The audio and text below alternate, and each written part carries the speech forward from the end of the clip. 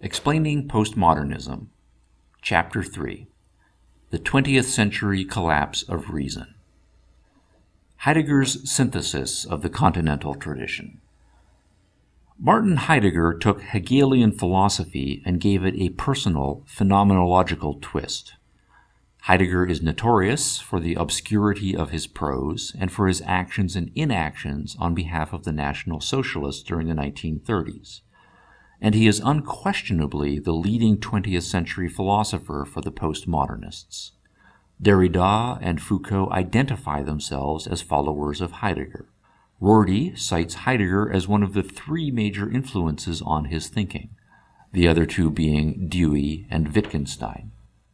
Heidegger absorbed and modified the tradition of German philosophy.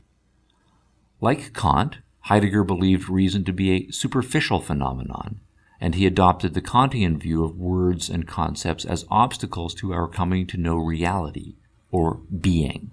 However, like Hegel, Heidegger believed that we can get closer to being than Kant allowed, though not by adopting Hegel's abstracted third-person pretense of reason with a capital R.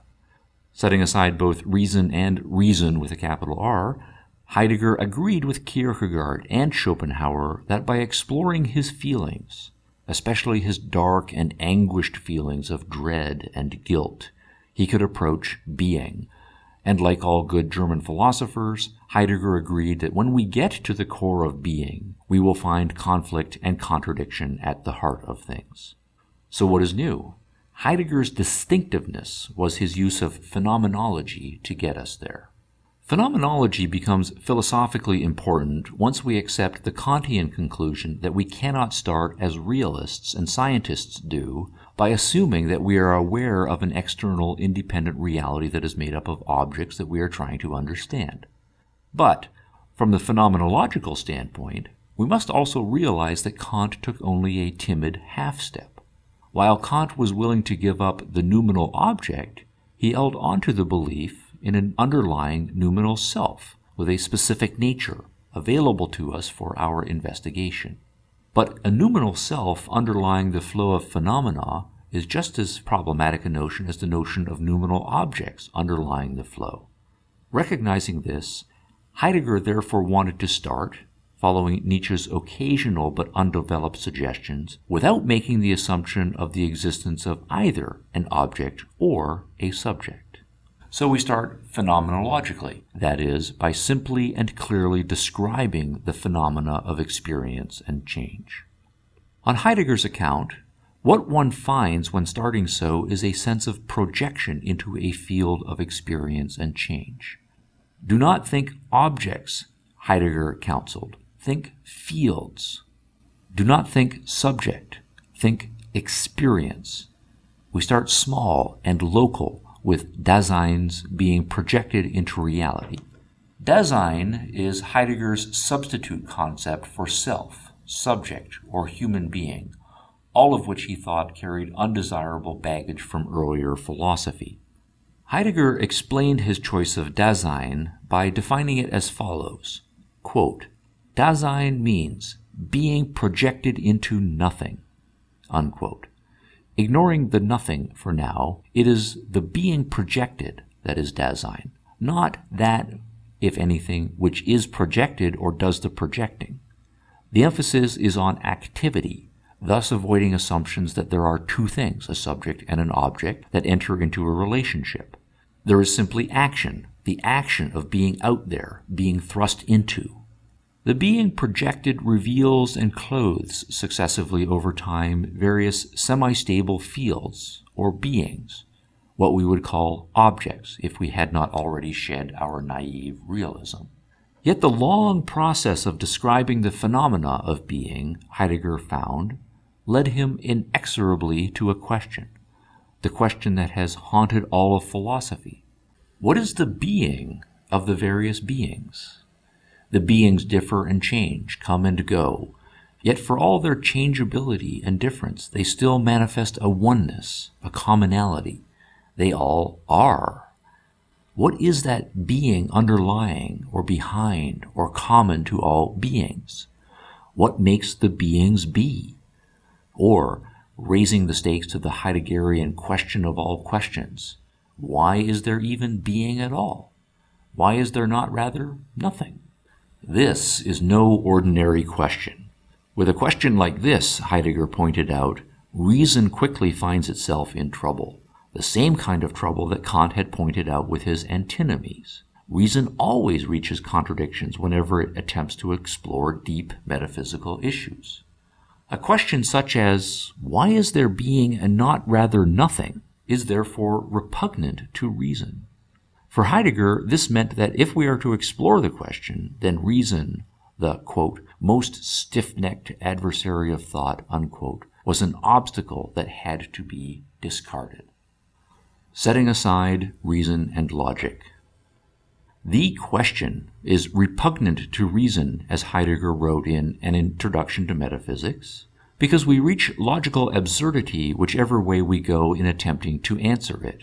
If we say, on the one hand, that there is no answer to the question of why there is being, if being just is for no reason, then that makes being absurd. Something that cannot be explained is an absurdity to reason. But if, on the other hand, we say that being is for a reason, then what could that reason be? We would have to say that that reason, whatever it is outside of being. But outside of being is nothing, which means that we would have to try to explain being from nothingness, which is also absurd. So either way we go in trying to answer the question, we are deeply into absurdity. Logic, at this point, wants to forbid the question. Logic wants to say that the absurdity shows that the question is ill-formed and so should be set aside. Logic wants instead to make the existence of reality its axiom and to proceed from there with discovering the identities of the various existents. On the other hand, switching back to a Heideggerian perspective, the questions spawned by the question strike very deep feelings in Dasein. What about the nothingness that being would have come from? Could being not have been? Could being return once again to the nothing? Such questions are compellingly awesome, and yet at the same time they fill Dasein with a sense of dis-ease and anxiety. So here Dasein has a conflict. Logic and reason say that the question is contradictory and so should be set aside. But Dasein's feelings urge Dasein to explore the question in a non-verbal, emotional way. So which does Dasein choose? Contradiction and feeling, or logic and reason? Fortunately, as we have learned from Hegel, Schopenhauer, Kierkegaard, and Nietzsche, this contradiction and conflict is yet another sign that logic and reason are impotent. As we should all know by now, we should expect to find conflict and contradiction at the heart of things. Contradiction is the sign that we are on to something important. So, mere logic, Heidegger concluded, quote, an invention of school teachers, not of philosophers, unquote, cannot and should not get in the way of probing the ultimate mystery that is being. We must reject entirely the assumption, quote, that in this inquiry, logic is the highest court of appeal, that reason is the means and thinking the way to an original comprehension of nothing and its possible revelation, unquote. Again, quote, if this contradiction breaks the sovereignty of reason in the field of inquiry into nothing and being, then the fate of the rule of logic is also decided. The very idea of logic disintegrates in the vortex of more original questioning, unquote. And again, in case we have missed the point, quote, authentic speaking about nothing always remains extraordinary. It cannot be vulgarized. It dissolves if it is placed in the cheap acid of merely logical intelligence, unquote. Deep feeling about nothing trumps logic any day. Emotions as revelatory. Having subjected reason and logic to destruction and then set them aside as merely one superficial way of thinking, one that the Greeks had established fatefully for all subsequent Western thought, we need another route to being and nothing, We can try to explore language without the presuppositions of reason and logic, but even the elements of language, words, have evolved over time and become so twisted and crusted over with layers of meaning that they almost entirely hide being from us. Their original force and contact with reality has been lost. We can, therefore, try to strip away from our language the encrusted layers to reveal the words that had original and genuine connective force to being, but that will require special efforts. For Heidegger, the special effort that is required is emotional, an exploratory letting oneself go into the revelatory emotions of boredom, fear, guilt, and dread. Boredom is a good mood to start with. When we are bored, really bored, we are no longer engaged with the ordinary, trivial, day-to-day things that occupy most of our time.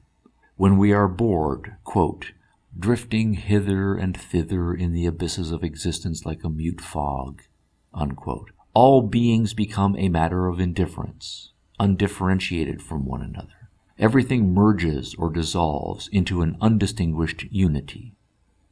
Progress has thus been made. Quote, this boredom reveals what is in totality, unquote. Real boredom takes one away from one's normal focus on particular beings and one's cares for them, and diffuses one's awareness into a sense of being as a whole's being revealed to one. But this revelation also brings with it anxiety and dread, for part of the process of the dissolution of particular beings into a state of undifferentiation is the dissolution of one's own sense of being a unique, individual being. One has the feeling of beings being dissolved into an undifferentiated being, but at the same time, one has the feeling of one's self-identity as also slipping into a state of being nothing in particular. That is, of becoming nothing. This is distressing. Quote, in dread, we are in suspense, wir schweben. Or, to put it more precisely, dread holds us in suspense because it makes what is in totality slip away from us. Hence, we too, as existence in the midst of what is, slip away from ourselves along with it. For this reason, it is not you or I that has the uncanny feeling, but one, unquote.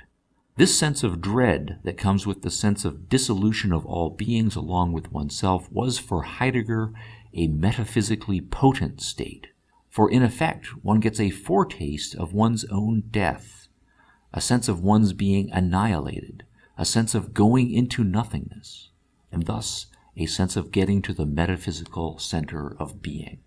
One must absolutely not, therefore, give in to one's overpowering sense of distress and run away from dread and back to the safety of one's petty day-to-day life. One must embrace one's dread and surrender to it, for, quote, the dread felt by the courageous, unquote, is the emotional state that prepares one for the ultimate revelation. That ultimate revelation is of the truth of Judeo-Christian and Hegelian metaphysics. In dread, we come to feel that being and nothing are identical. This is what all philosophy based on the Greek model had missed, and what all philosophies not based on the Greek model had been struggling toward. Quote, nothing, wrote Heidegger, not merely provides the conceptual opposite of what is, but is also an original part of essence, unquote. Heidegger credited Hegel with having reclaimed this lost insight for the Western tradition. Quote, pure being and pure nothing are thus one and the same. This proposition of Hegel's is correct, unquote. Hegel, of course, got it from trying to resuscitate the Judeo-Christian account of creation, in which God created the world out of nothing. As Heidegger put it in reaffirming that Judeo-Christian claim, quote, every being, insofar as it is a being, is made out of nothing, unquote. So, after abandoning reasoning and logic, After experiencing real boredom and terrifying dread, we unveil the final mystery of mysteries. Nothing. In the end, all is nothing, and nothing is all. With Heidegger, we reach metaphysical nihilism. Heidegger and postmodernism. Heidegger's philosophy is the integration of the two main lines of German philosophy, the speculative metaphysical and the irrationalist epistemological. After Kant, the continental tradition quickly and gleefully abandoned reason, putting wild speculation, clashing wills, and troubled emotion at the forefront. In Heidegger's synthesis of the continental tradition, we can see clearly many of the ingredients of postmodernism. Heidegger offered to his followers the following conclusions, all of which are accepted by the mainstream of postmodernism with slight modifications. 1. Conflict and contradiction are the deepest truths of reality. 2. Reason is subjective and impotent to reach truths about reality. 3. Reason's elements, words, and concepts are obstacles that must be uncrusted, subjected to destruction, or otherwise unmasked. 4. Logical contradiction is neither a sign of failure nor of anything particularly significant at all. 5. Feelings, especially morbid feelings of anxiety and dread, are a deeper guide than reason. 6. The entire Western tradition of philosophy, whether Platonic, Aristotelian, Lockean, or Cartesian, based as it is on the law of non-contradiction and the subject-object distinction, is the enemy to be overcome. This is not yet to introduce Heidegger's strong social and political collectivism, which is also part of his inheritance from the main lines of German philosophy. Nor is it to make explicit, as Heidegger did, his strong anti-science and anti-technology views. Nor is it yet to discuss his anti-humanism, with his regular calls for us to be obedient to being, to feel guilty before being, to pay homage to being, and even, quote, to sacrifice man for the truth of being, unquote, which, if we are still allowed to be logical, means sacrificing ourselves to nothing. Those elements in Heidegger's philosophy will arise in Chapter 4 in the context of discussing the political background to postmodernism. What the postmodernists will do in the next generation is abandon the remnants of metaphysics in Heidegger's philosophy, along with his occasional streaks of mysticism. Heidegger was still doing metaphysics, and he spoke of there being a truth out there about the world that we must seek or let find us. The postmodernists, by contrast, are anti-realists, holding that it is meaningless to speak of truths out there or of a language that could capture them. As anti-realists, accordingly, they will reject the formulation of one above as a metaphysical assertion, and instead reformulate its assertion of the reign of conflict and contradiction as merely descriptive of the flow of empirical phenomena. And, while they will accept 3 above, they will accept it while abandoning Heidegger's faint hope that ultimate concepts connecting us to reality may be revealed at the end of the unmasking. The postmodernists will effect a compromise between Heidegger and Nietzsche. Common to Heidegger and Nietzsche epistemologically is a contemptuous rejection of reason. Metaphysically, though, the postmodernists will drop the remnants of Heidegger's metaphysical quest for being and put Nietzsche's power struggles at the core of our being. And, especially in the cases of Foucault and Derrida, most major postmodernists will abandon Nietzsche's sense of the exalted potential of man and embrace Heidegger's anti-humanism. Positivism and Analytic Philosophy, from Europe to America. So far, my account of the epistemological origins of postmodernism has concentrated on German developments in philosophy. Those developments are most of the story of the background to postmodernism. In Europe, if one was a philosophically trained intellectual in the middle part of the 20th century, one's training was primarily in Kant, Hegel, Marx, Nietzsche, and Heidegger. Those thinkers set the philosophical framework of discussion for European intellectuals, and that framework goes a long way toward accounting for the rise of postmodernism. Yet my account of postmodernism as developed so far is incomplete. Postmodernism's strongholds are in the American academy, not the European. Rorty is, of course, American, and while Foucault, Derrida, and Lyotard are French, they have many more adherents in America than they do in France or even Europe. So there is a gap that must be bridged. How did the counter-Enlightenment tradition come to prominence in the English-speaking world, especially North America? The gap is wider intellectually than it is geographically. For the longest time, the American Academy had little use for Hegel, Kierkegaard, and Nietzsche. The Anglo-American tradition saw itself as the champion of the Enlightenment project. It allied itself with science, with rigor, with reason, and with objectivity, and it rejected contemptuously Hegel's speculative wanderings and Kierkegaard's wallowings. It had been deeply impressed with science, and it saw science as the alternative to now discredited religious and speculative philosophy. It wanted to make philosophy scientific and to justify the roots of science. This positivist spirit, pro-science and pro-logic, dominated the Anglo-American intellectual world for much of the 19th and 20th centuries. The collapse of the positivistic spirit in Anglo-American philosophy is therefore part of the story of the rise of postmodernism. As strong as Enlightenment traditions were and are in America and Britain, those cultures were never Enlightenment islands unto themselves. European and especially German philosophical influences began to be a presence shortly after the Revolution in France. The English Romantics, most famously, were among the first to turn to Germany for philosophical and literary inspiration. Samuel Taylor Coleridge and William Wordsworth, for example, spent time in Germany for that purpose. Wordsworth's famous lines signal the new anti-reason trend. Quote, "Our meddling intellect misshapes the beauteous forms of things. We murder to dissect." Unquote. John Keats's lines continue it. Quote, "Do not all charms fly at the mere touch of cold philosophy?" Unquote. And Thomas de Quincey is perhaps the clearest prose representative of what many of the English Romantics absorbed from German philosophy.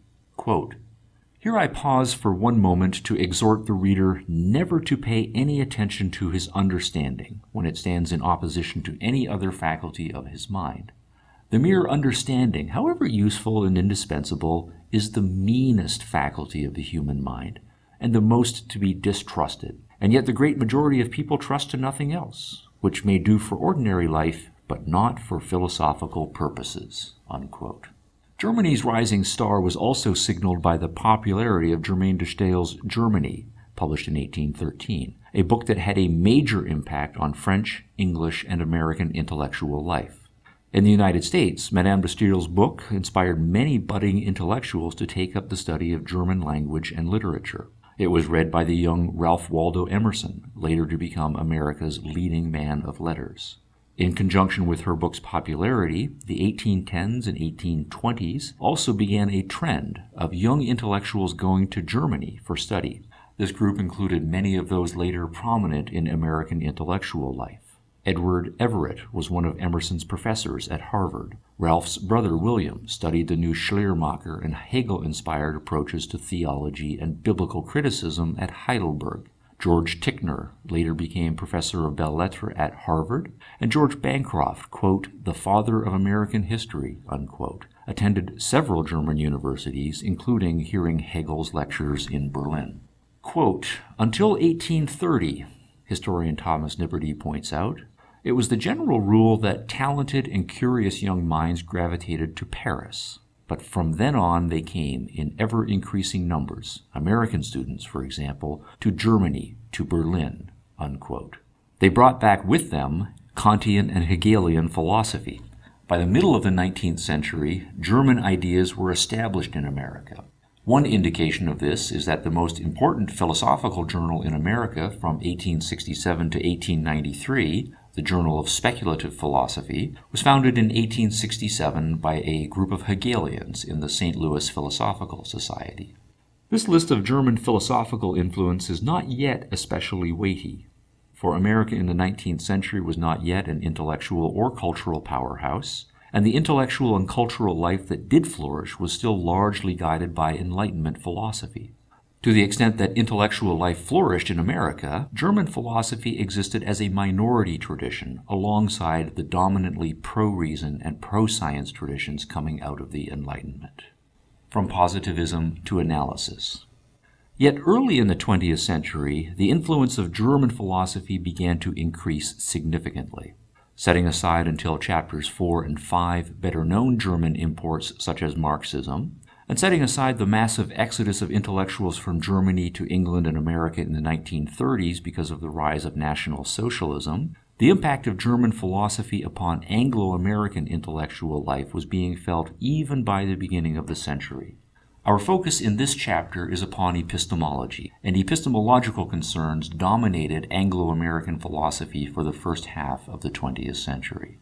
The various leading schools of 20th century Anglo-American philosophy, broadly positivist in their orientation, and collectively known as analytic philosophy, are deeply indebted to German philosophy. As philosopher Michael Dummett has written, quote, "The sources of analytic philosophy were in the writings of philosophers who wrote principally or exclusively in the German language," unquote. Analytic philosophy is not, however, a variant on Hegelian speculative or Husserlian phenomenological philosophy, although Bertrand Russell was a Hegelian and a partial Kantian early in his career, and Gilbert Ryle was an early exponent of Husserl's approach. Analytic philosophy developed out of 19th century positivism. Positivism was developed in the 19th century by scientists with a strong philosophical bent and by philosophers strongly impressed with science. The philosophical framework that they operated within drew heavily upon Hume's nominalist and skeptical empiricism and upon Kant's epistemology. Positivism accepted as firm philosophical principles the Humean dichotomy of facts and values, the Humean and Kantian analytic-synthetic dichotomy, and, as a premise, the Kantian conclusion that while seeking metaphysical truths about the universe may be fruitless and meaningless, science could at least make progress with organizing and explaining the flow of phenomena. In the second half of the century, positivism was given further impetus and a new direction by innovations in logic and the foundations of mathematics, developed primarily by the German mathematicians Gottlob Frege, Richard Dedekind, David Hilbert, and Georg Cantor.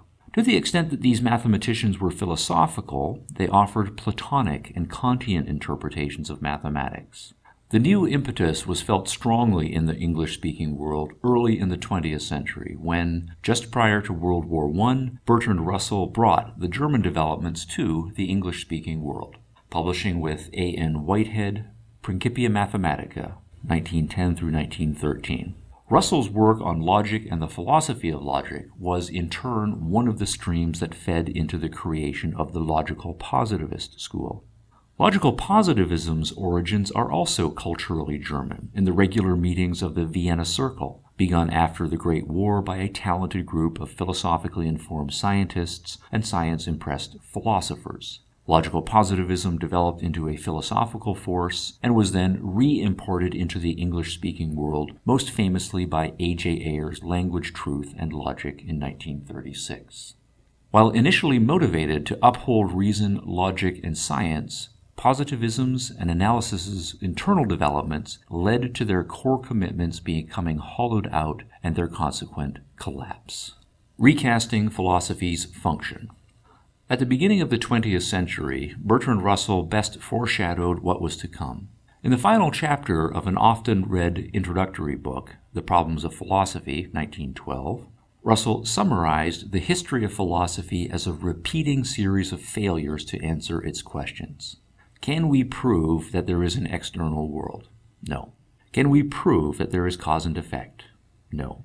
Can we validate the objectivity of our inductive generalizations? No. Can we find an objective basis for morality? Definitely not. Russell concluded that philosophy cannot answer its questions, and so came to believe that any value philosophy might have cannot lie in being able to offer truth or wisdom. Ludwig Wittgenstein and the early logical positivists agreed with Russell, taking his conclusions one step further by offering an explanation for philosophy's failure. Philosophy cannot answer its questions because its questions are simply meaningless. It is not the case, they argued, that philosophy asks questions that, unfortunately, are just too difficult for us to answer. Philosophy's questions themselves are not even intelligible. They are pseudo-formulations. Foreshadowing postmodernism's anti-realism, for example, Moritz Schlick wrote of the meaninglessness of propositions about an external world. Quote, "Does the external world exist is an unintelligible question, for, quote, both its denial and affirmation are meaningless," unquote. And if we cannot speak meaningfully of an external world, then ascribing cause and effect to the world is also meaningless. Causality is, quote, "a superstition," unquote, wrote Wittgenstein. The mistake earlier philosophers had made was in thinking that philosophy was about its own unique subject matter. But that is wrong, the logical positivists asserted. Philosophy has no content, such as metaphysics, ethics, theology, or aesthetics. Those are all meaningless inquiries and should be dismissed. The meaninglessness of philosophy's traditional questions means that we must recast philosophy's function. Philosophy is not a content discipline, but a method discipline. The function of philosophy is analysis, elucidation, clarification. Philosophy is not a subject. Its only role is to be an analytical assistant to science. Hence, analytic philosophy. The new purpose of philosophy is only to analyze the perceptual, linguistic, and logical tools that science uses. Scientists perceive, organize their observations linguistically in concepts and propositions, and then they structure those linguistic units using logic. Philosophy's job, accordingly, is to figure out what perception, language, and logic are all about. The question then is, what conclusions has 20th century analytical philosophy reached about perception, language, and logic? Perception, concepts, and logic. By the middle of the century, the dominant conclusion about perception was that it is theory-laden. The biggest names in the philosophy of science, Otto Neurath, Karl Popper, Norwood Hansen, Paul Feyerabend, Thomas Kuhn, and W.V.O. Quine, despite wide variations in their versions of analytic philosophy, all argued that our theories largely dictate what we will see. Putting their point in Kant's original language, our perceptual intuitions do not conform to objects, but rather our intuition conforms to what our faculty of knowledge supplies from itself. This conclusion about perception is devastating for science. If our percepts are theory-laden, then perception is hardly a neutral and independent check upon our theorizing. If our conceptual structures shape our observations as much as vice versa, then we are stuck inside a subjective system with no direct access to reality. Similarly, by the middle of the century, the mainstream conclusion about concepts and the propositions of logic and mathematics was that they are conventional. Most of the logical positivists started by agreeing with Hume and Kant that logical and mathematical propositions are analytic or a priori and necessary. On this account, twice 2 makes 4, for example, has to be true, and we can determine its truth without appeal to experience, simply by analyzing the meanings of its constituent concepts. Such a proposition contrasts with one such as, Beverly's car is white. That Beverly's car is white is synthetic. Neither car nor white is contained in the other concept's meaning, so the connection between the two has to be established by experience, and the established connection between them is merely contingent. The car could have been painted any other color. This standard Humean-Kantian dichotomy of analytic and synthetic propositions immediately yields a very problematic implication. Logical and mathematical propositions are disconnected from experiential reality. Propositions about the world of experience, such as Beverly's car is white, are never necessarily true, and propositions of logic and mathematics, such as twice 2 makes 4, being necessarily true, must not be about the world of experience. Logical and mathematical propositions, wrote Schlick, quote, do not deal with any facts, but only with the symbols by means of which the facts are expressed, unquote.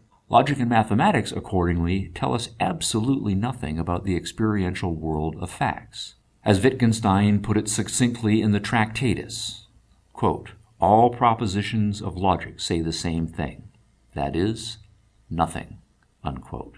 Logic and mathematics, then, are on their way to becoming mere games of symbolic manipulation. Such conclusions about logic and mathematics are devastating for science. If logic and mathematics are divorced from experiential reality, then the rules of logic and mathematics hardly say anything about that reality. The implication is that logical or mathematical proof cuts no ice in adjudicating competing claims of fact. Analytic propositions are, quote, "entirely devoid of factual content, and it is for this reason that no experience can confute them," unquote. Offering logical proofs about real matters of fact is thus pointless. And, conversely, it is pointless to expect that any amount of factual evidence to add up to a necessary or universal conclusion. Accepting that the propositions of logic and mathematics are not based in experiential reality and so do not tell us anything about that reality leads one to the question of where logic and mathematics come from. If they have no objective source, then their source must be subjective. Two broad options emerged at this point within analytic philosophy.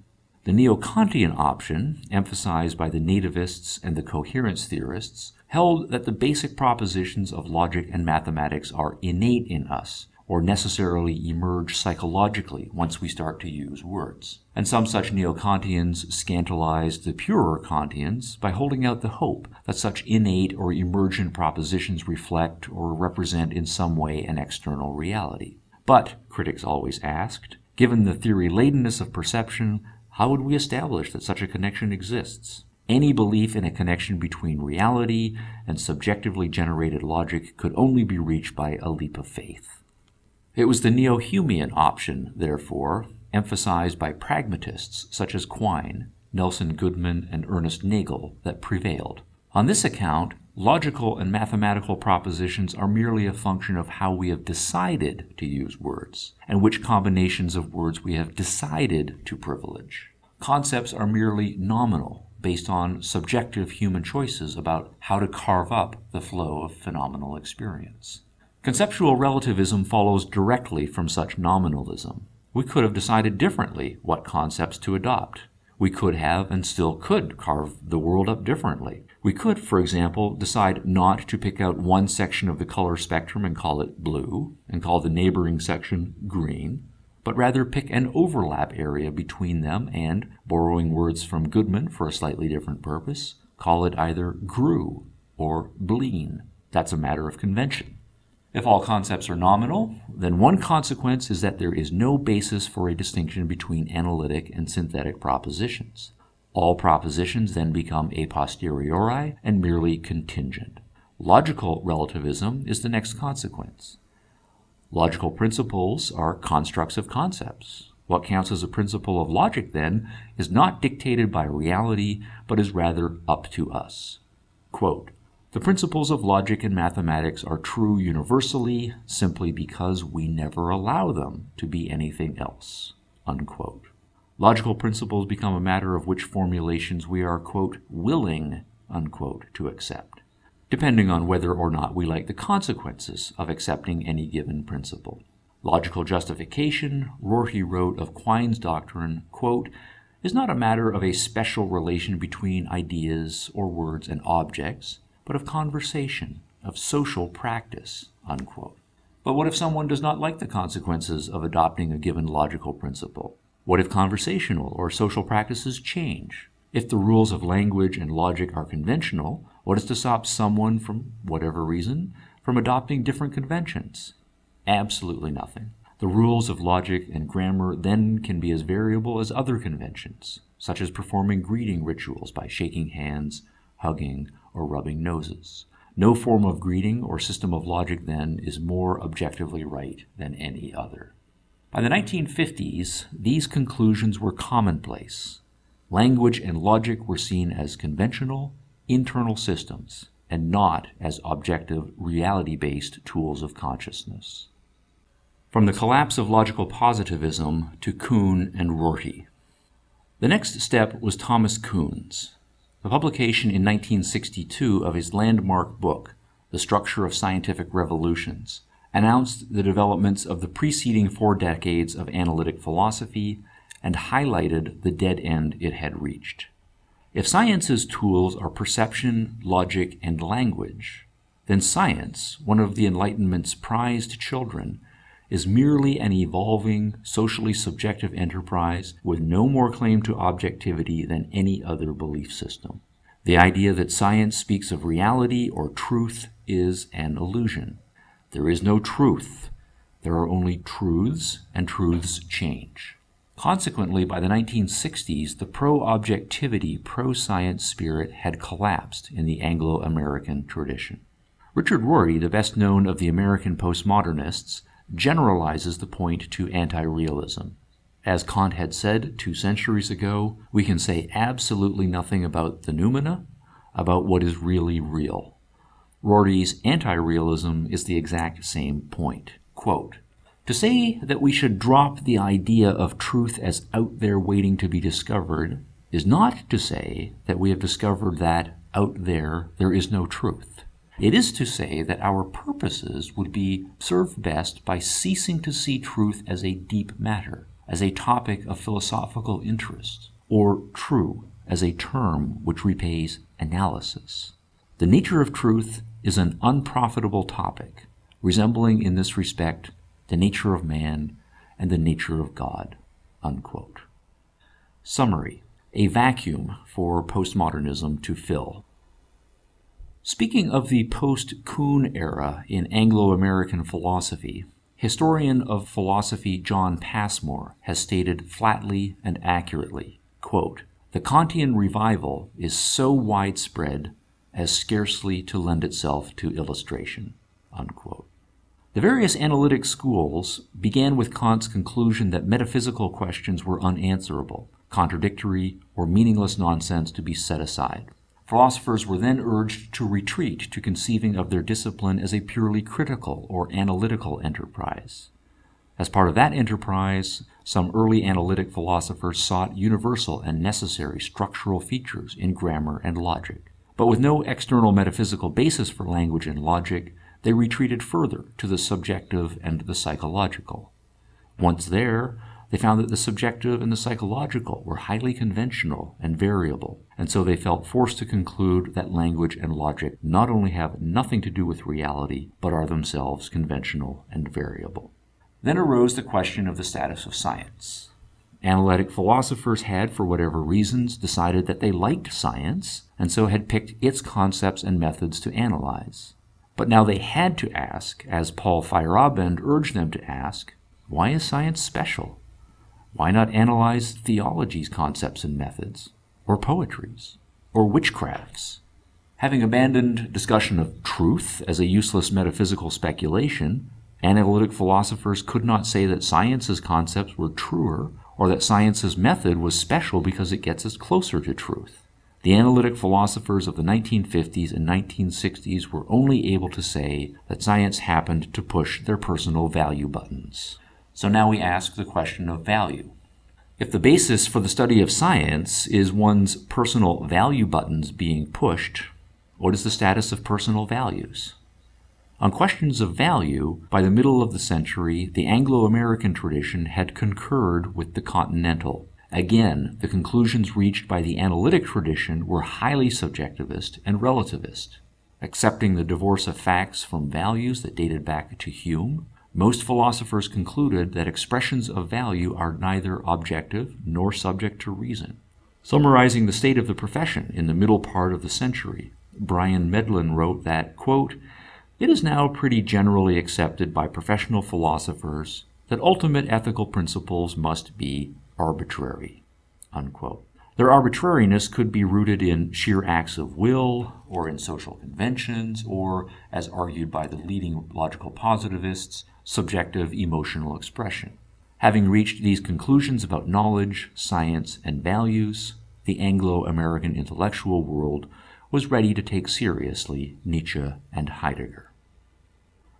First thesis: postmodernism is the end result of Kantian epistemology.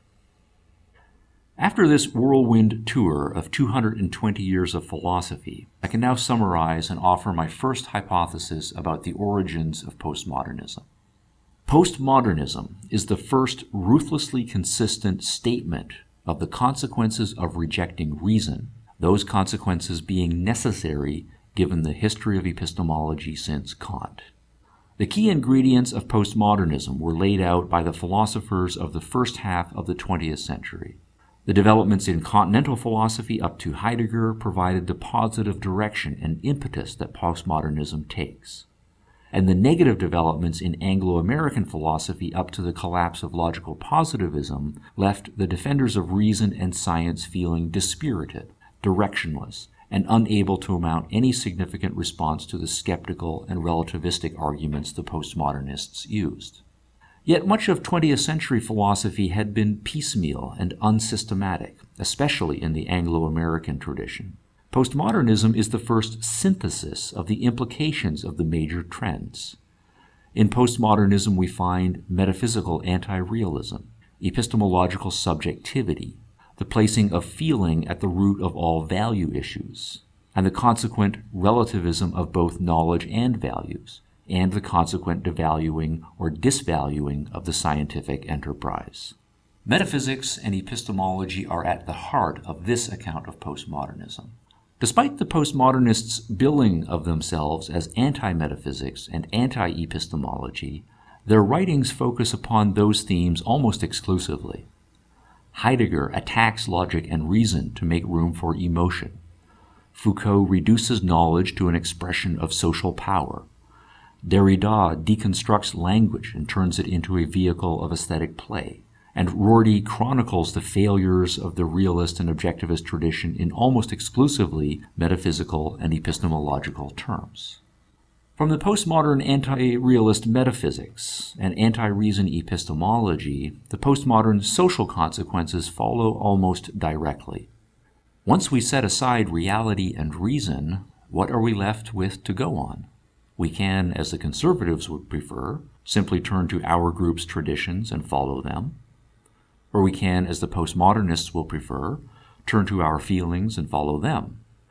If we then ask what our core feelings are, we connect with the answers from the past century's dominant theories of human nature. From Kierkegaard and Heidegger, we learn that our emotional core is a deep sense of dread and guilt. From Marx, we feel a deep sense of alienation, victimization, and rage. From Nietzsche, we discover a deep need for power. From Freud, we uncover the urgings of dark and aggressive sexuality. Rage, power, guilt, lust, and dread constitute the center of the postmodern emotional universe.